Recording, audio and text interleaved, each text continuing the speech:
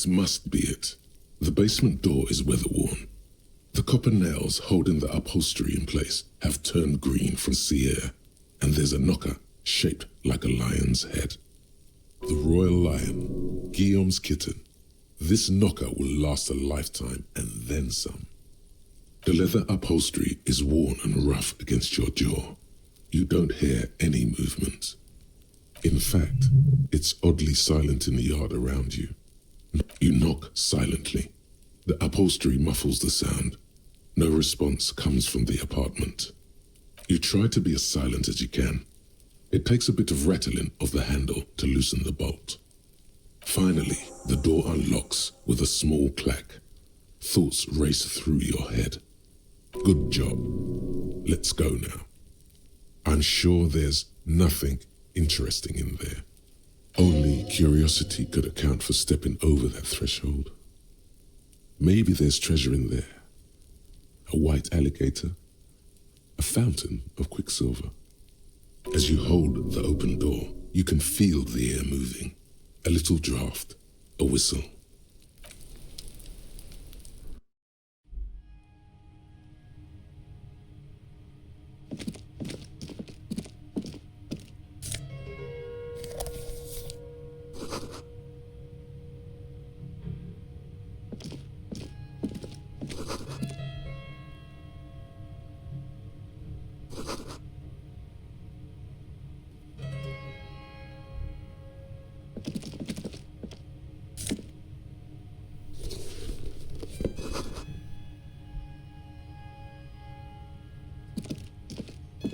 A row of mugs sits on the shelf. Each one depicts a human figure. A dark-skinned woman grinning amidst mysterious symbols. A broad-shouldered man shoveling potatoes, and others. A little ring. Though cheerful, the images on the ceramic make you vaguely uncomfortable. The images betray a lack of interest in human beings. They are merely unflattering caricatures. The owner of these mugs doesn't like people of other ethnicities very much.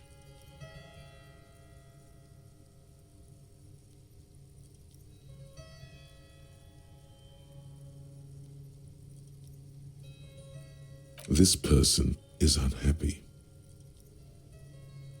Yes, your broken mug friend would feel very much at home here. The same humor, the same mocking lines. An interesting little clue. Let's see where this goes. Clues have a way of magically connecting to other clues down the road. Perhaps you should break into apartments more often. Who knows?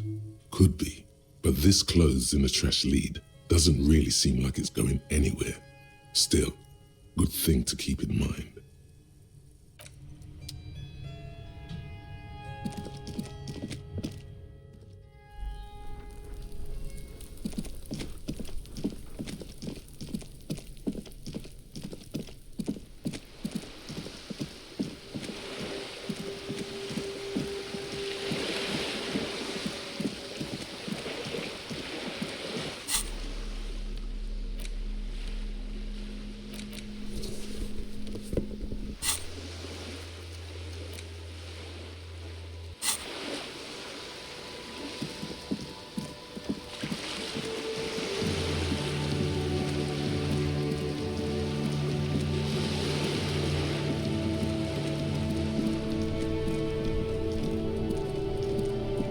The purity of snow always reminds me of the purity of a man's soul, if he's got principles.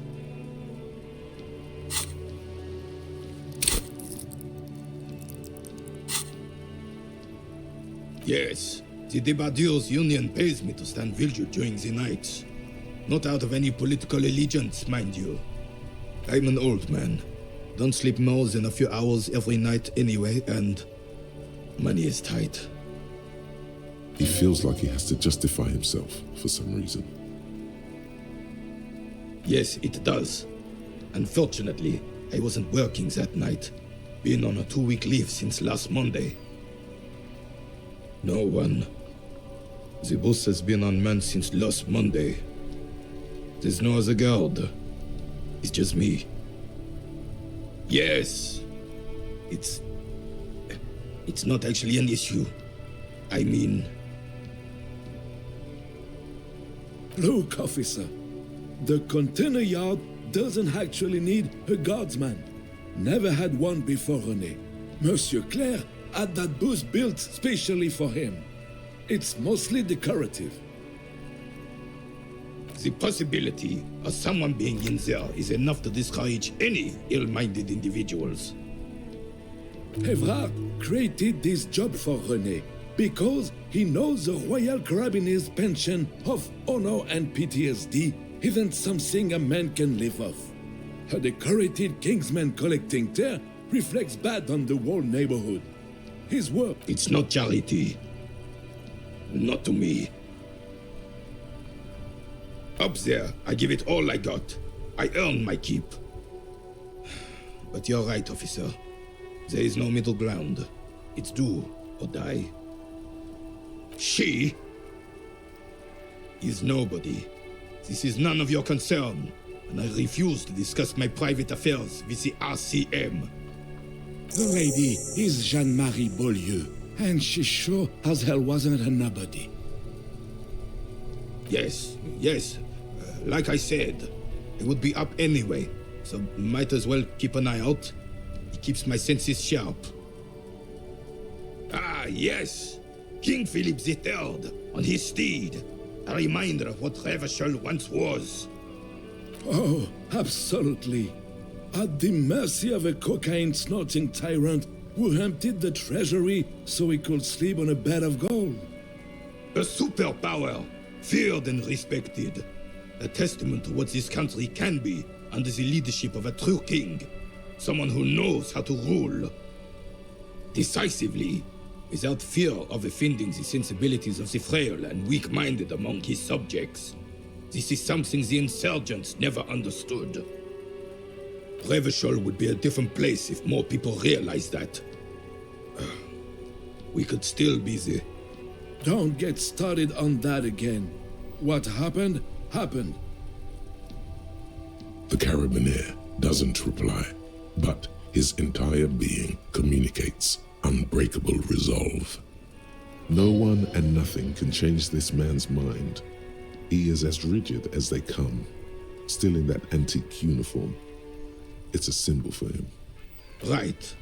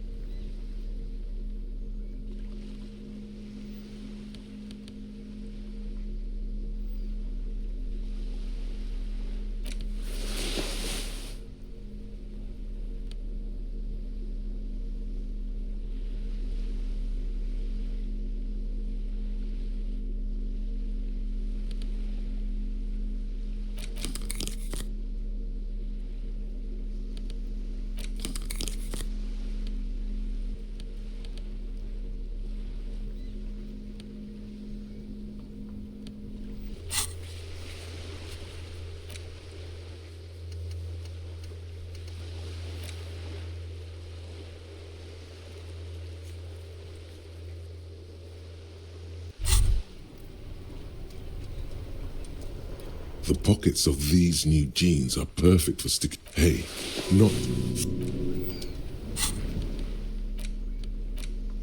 a crinkled chewing gum wrapper, uniquely.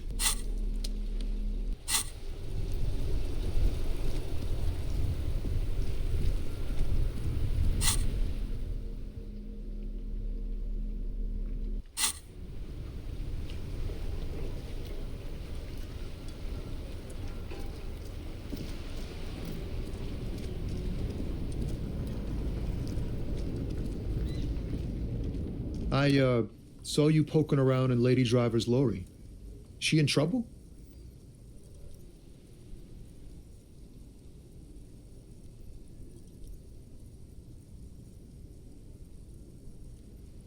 Oh man, that's like a load off my mind.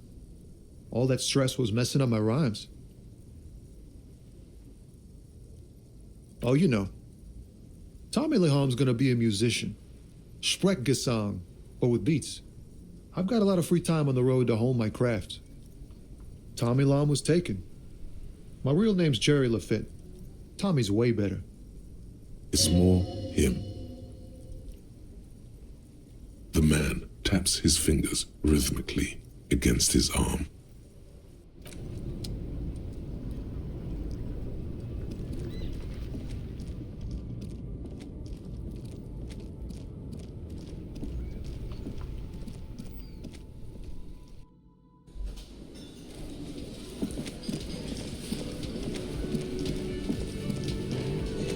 The man ponders his cooking utensils and gives you a little nod, acknowledging your presence. The mention of mañana gets his attention.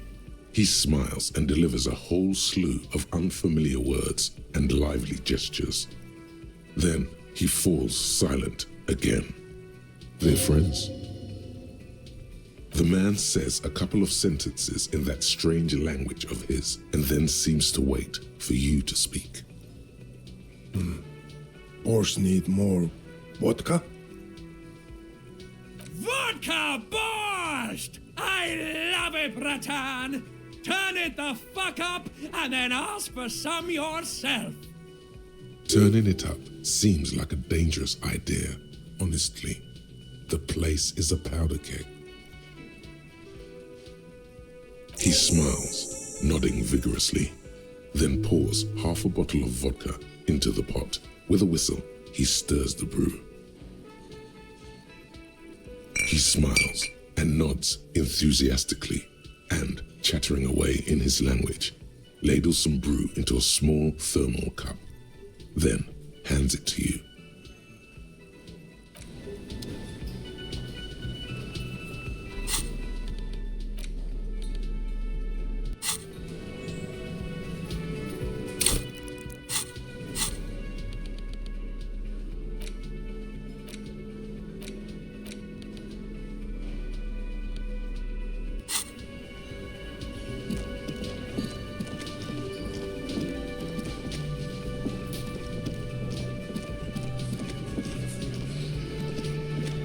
Again, you find yourself looking at that big old window.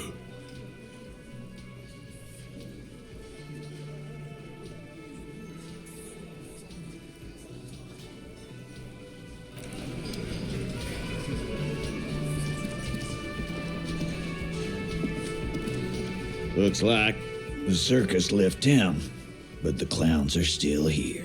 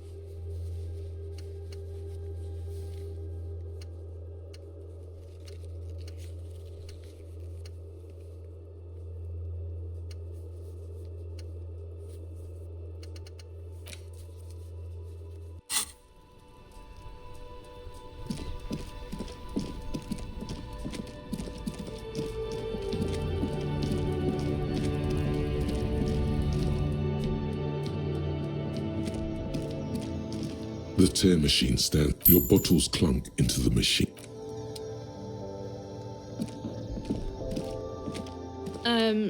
Is it...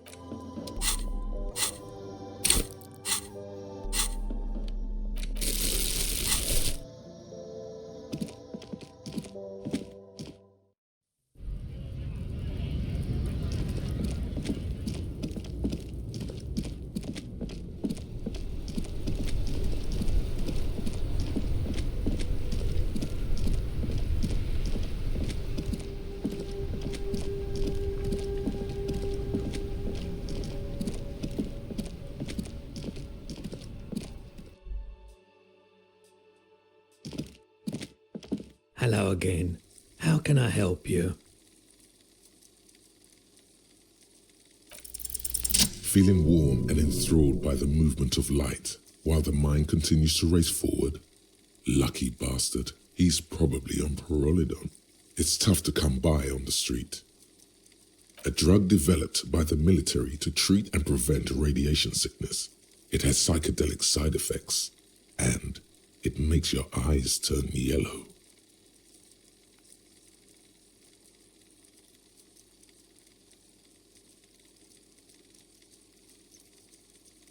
How would I know? There's a note of indignation in his voice. Interesting. Those triangle patches on his vest, you have a feeling they mean something, like they're similar to the halogen rectangle on your jacket.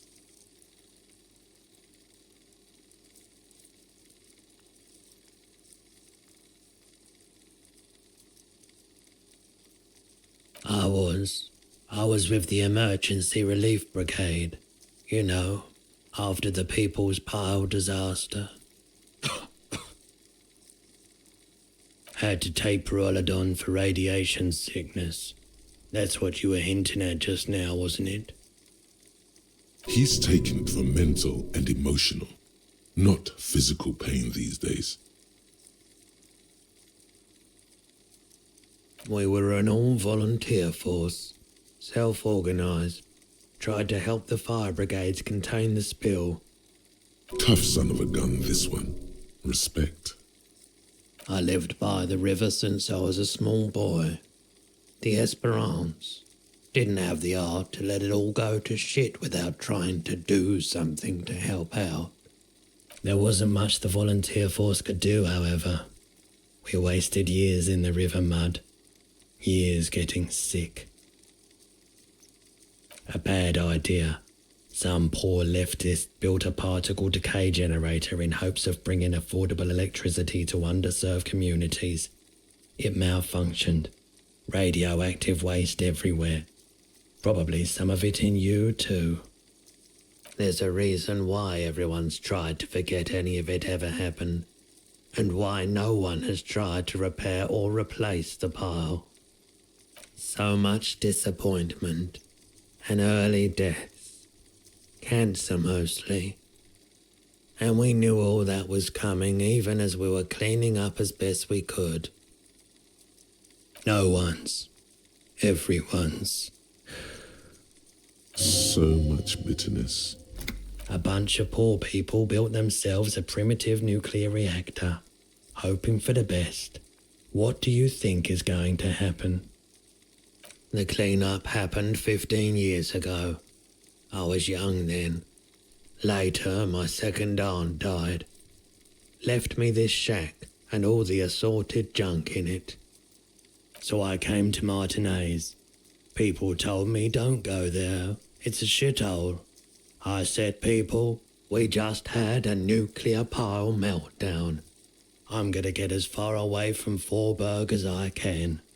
Still in the same city, but I like the theory more than the story. Outward movement, not vortices. Yeah, you gotta get in on those vortices, my man. Have you tried it before? It's almost like he's worried for you.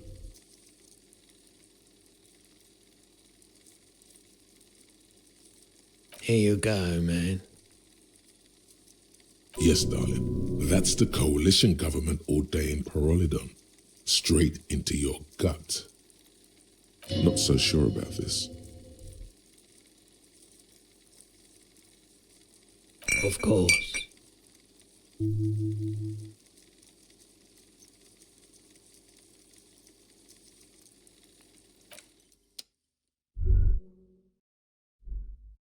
The boomboxes wait on the shelves, and your boombox, that gold and amber Harman Waushi, stares at you longingly with its tape reel eyes.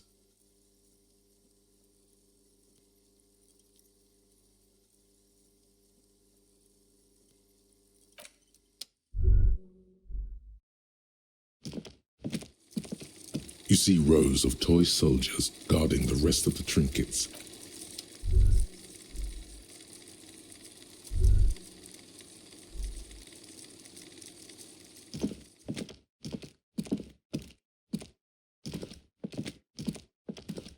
Hello, hello. Sure, let me have a look. Oh, no. I don't like those kinds of objects. No sale. Aphotic paths, counter-radiance networks, anti-magnetism. It's darkness. That's all I know. Sell me something lighter. Anything else you're thinking of selling?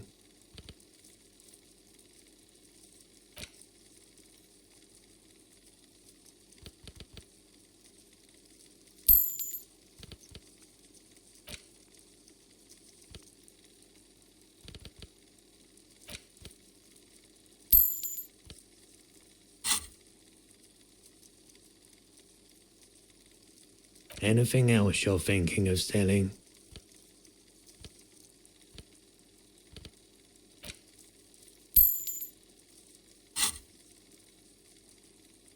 Another time, Bat.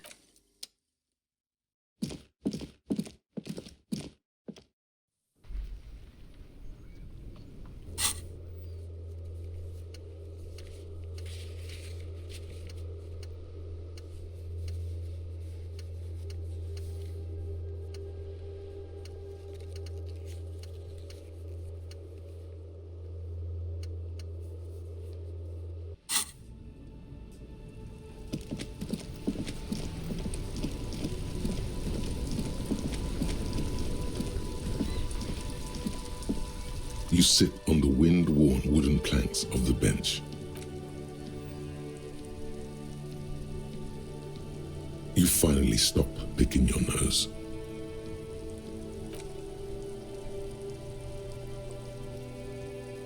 Time passes. You wonder if it could rain so much that it drowns all of Martinez, then everyone would have to go on about their day in diving suits.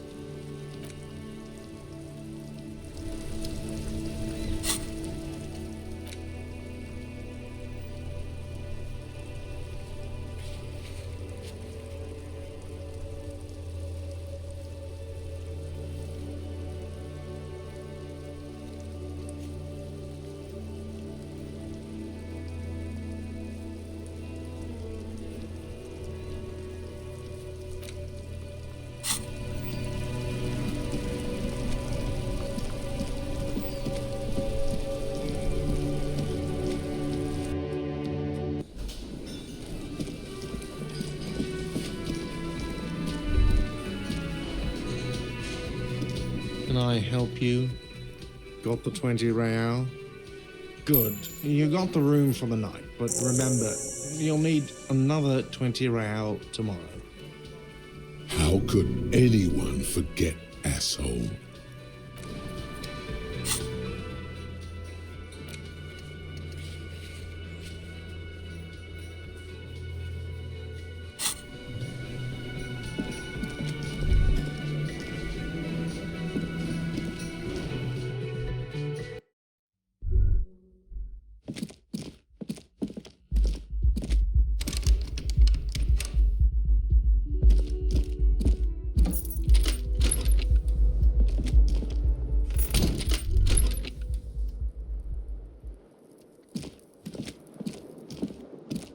The bed is still cold from the broken window, and not too inviting, but it's yours. You've earned it.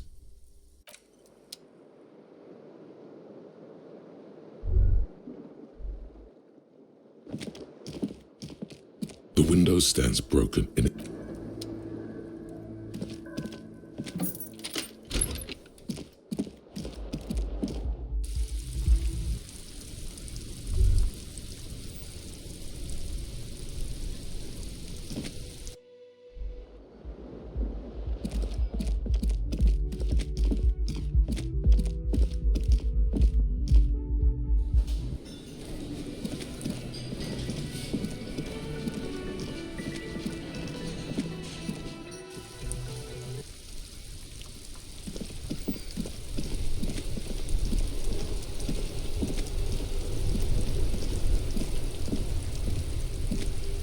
You sit on the wind-worn wooden planks. The twiddling barely keeps your hands warm against passes, darkness ahead.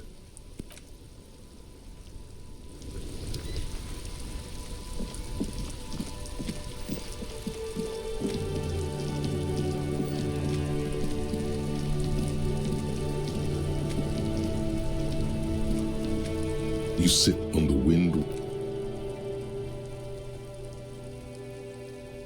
Time passed. You wonder if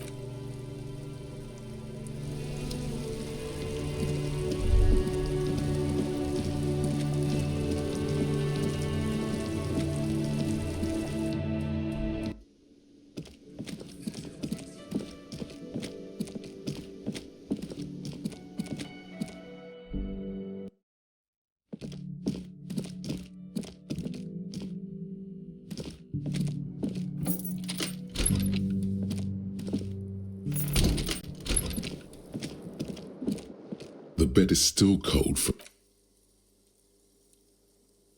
bed is still cold from the wind blowing in from the broken window. The mattress creaks as you close your eyes and try your hardest to fall asleep.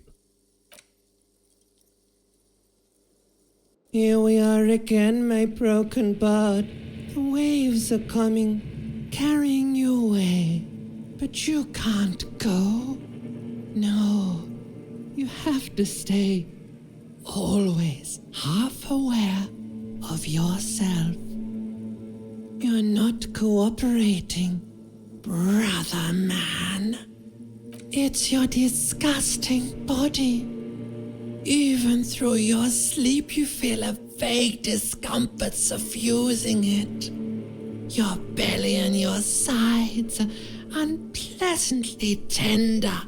You wish you could curl up into a fetal ball of safety. But you cannot, because of the pain. And there's a lot of it, ever present in your organs. It's like every one of them has their own nasty song to sing. Every cell in your body is moaning in agony, asking, what did we ever do to you?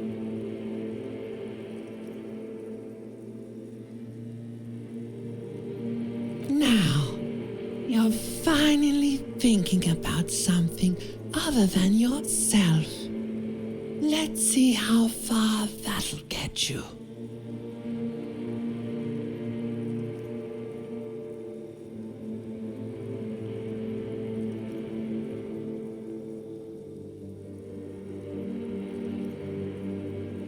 There's no dignity here.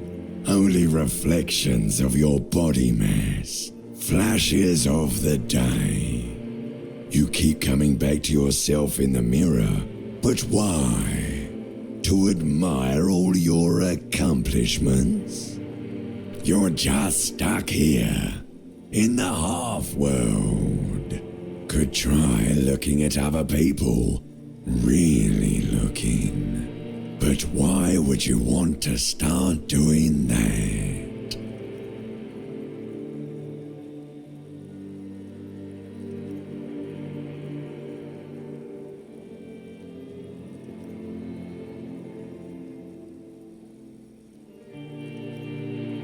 Oh, baby boy, you're already in the other place. There's no nourishment for you tonight. Maybe tomorrow. Maybe if you know, like, took a lot of drugs before you go to sleep, that'd do the trick. Maybe if you weren't so hard on yourself. What do you think you're doing right now? Coming to some greater awareness? Look at all these lights blinking in and out of existence. Thoughts! You're just pretending that you're asleep, even to yourself, while the world goes on without you. Let it. Let it. But it never seems to let you go, does it? Time to rise and wipe that shining sweat off as best you can. Gather your bearings. Rock and roll.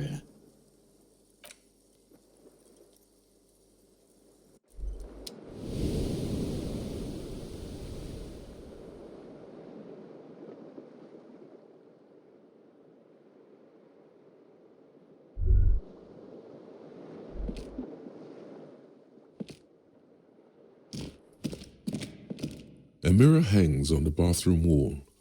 In it, your face, adorned with the expression.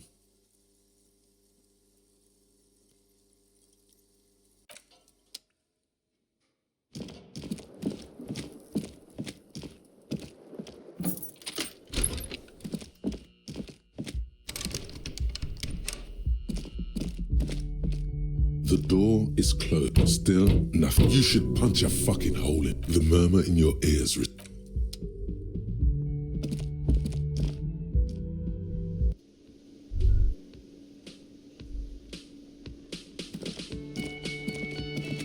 Yes?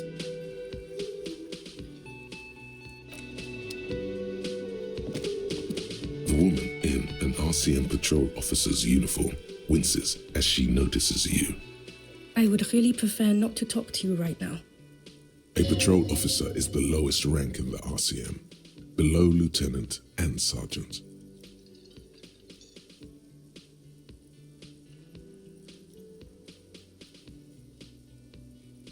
Yes, I am.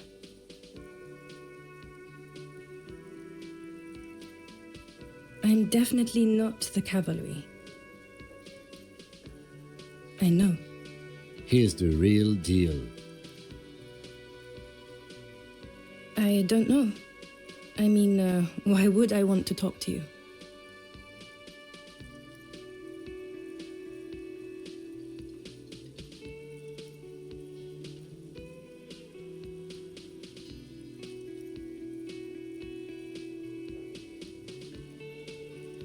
No, you haven't wronged me. It's okay. Something changes in her. It's pity. Pity comes over her. Okay, fine. Let's talk. What did you want? What precinct? Am I from?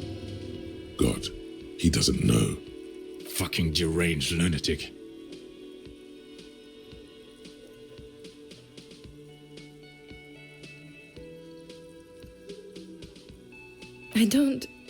I don't know what to say. Don't say anything, Judith.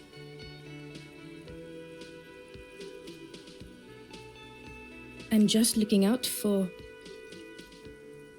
You? No one. I'm just a man with sunglasses. And you are? I just want to do my job, that's all. You look like shit. And I don't mean that as a metaphor.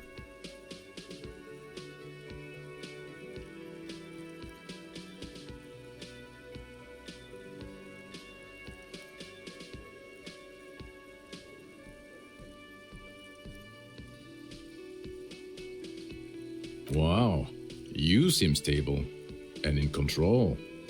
Allow me to say, alcohol really seems to have had a positive effect on you. Now, what do you want? Don't even try to win him over. He won't.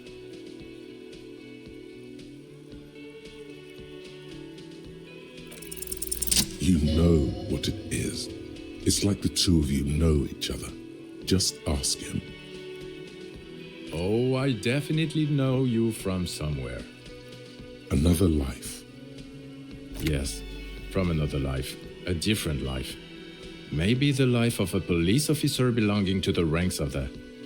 To what station do you think you would belong in this alternate and totally fictional reality?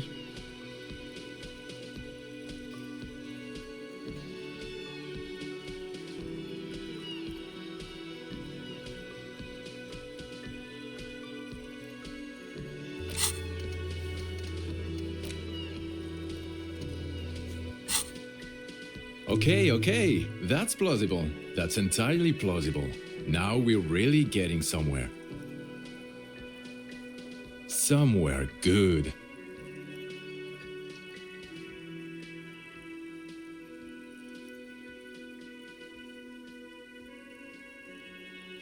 Okay.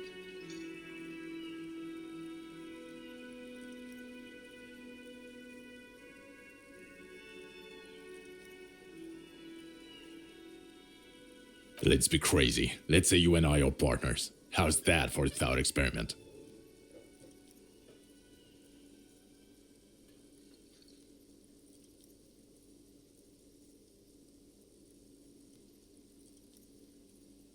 I'm sure he's fucking flattered, but Kim is not part of his thought experiment.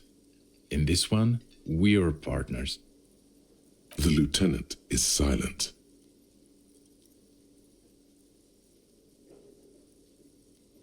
Would you now, or would I be cramping your style? Never mind, partner.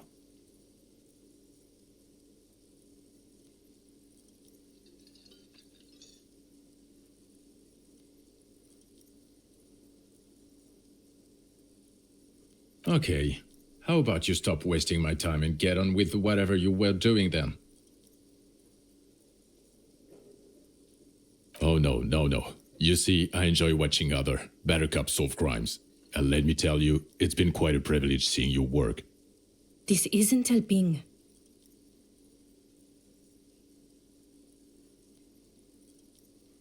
You're not going to believe this, but police officers. Yes, sir. Solving crimes, locking up bad guys, and get this, and not getting that drink on at 2 o'clock. Just some regular boring motherfuckers in suits and uniforms.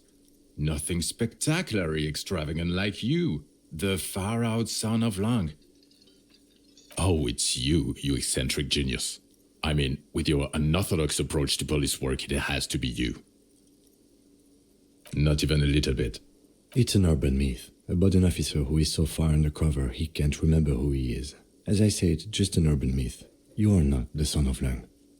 He's trying to protect you from further rough handling, dished out by this sunglassed man. Neither can I, partner. Neither can I. It's a mere second, but it feels like you saw something. A gram of compassion in that sadness. Watch out for yourself, loser. Okay, the man with the sunglasses and his hypothetical Station 41. Weird, right?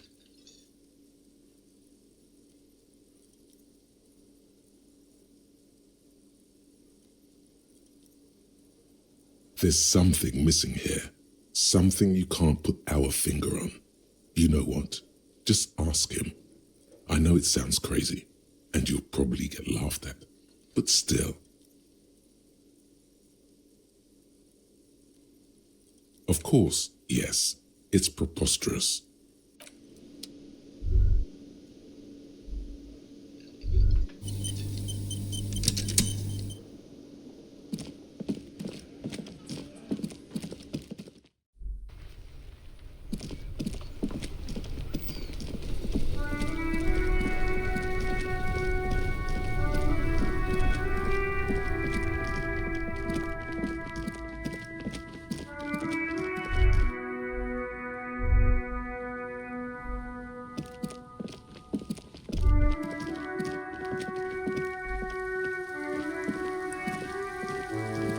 A rusting control panel with loose wood.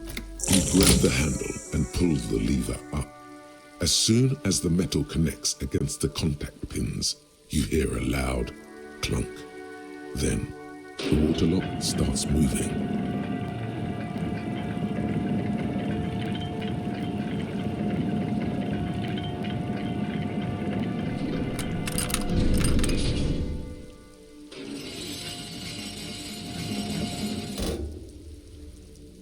Okay, if we ever need to get to the coast, then this is the way.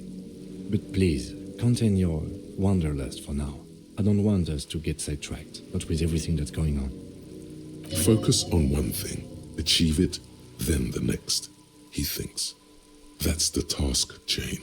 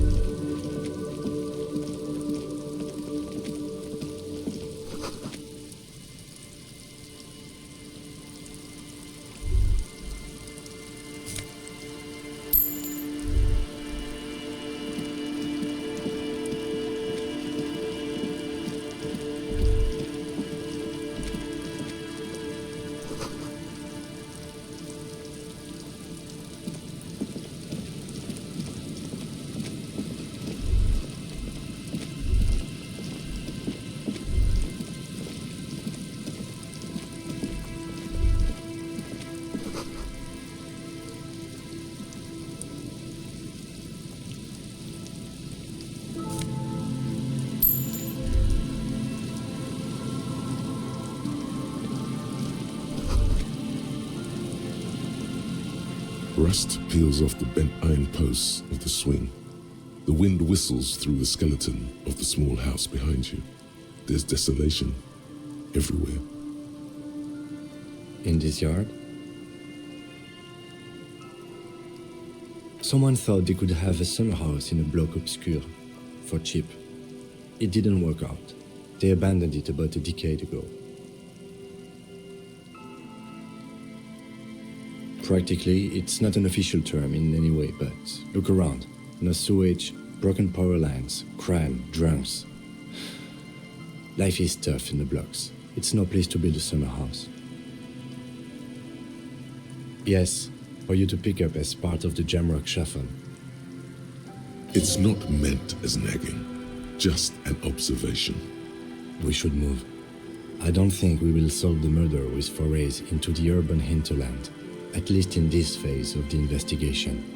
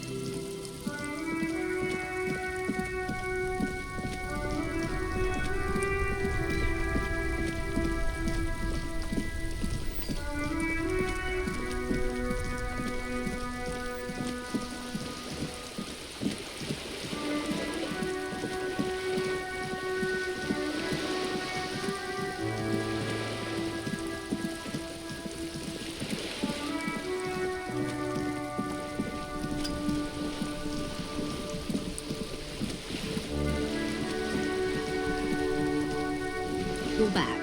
Good. All around you, rain keeps falling down. On the wooden... Sadly, I need this one myself. It's hydrophobic, repels water, almost magically. The company makes them for offshore platform personnel. Very sturdy. What I can do for you is answer some questions. Nothing like talking to pass a rainy day. Yes, my eyes on the harbour have sent word to that effect. What have you discovered?